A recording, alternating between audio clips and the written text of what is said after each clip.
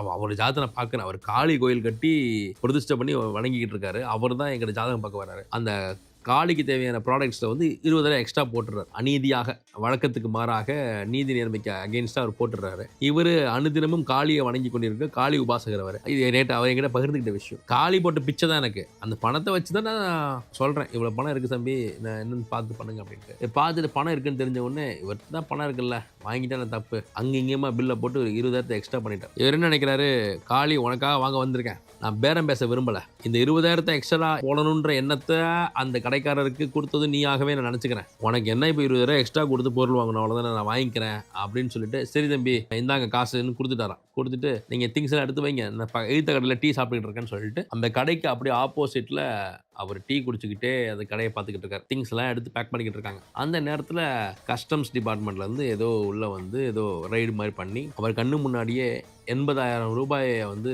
எடுத்துகிட்டு போயிடுறாங்களாம், ஃபைன் அப்படின்னு சொல்லிட்டு. இவர் ஆசைப்பட்டது 20,000 தான். 20 × 4 80. 4ங்கிறது ராகு, ராகுன்றது காளி. நான் காளி உபாசகர் சார், அந்த இடத்துல காளி வந்து வேலையை காட்டி 80,000 பிடுங்கி அரசாங்கத்துக்கு கொடுத்துட்டா அப்படின்னு அவர் சொன்னார்.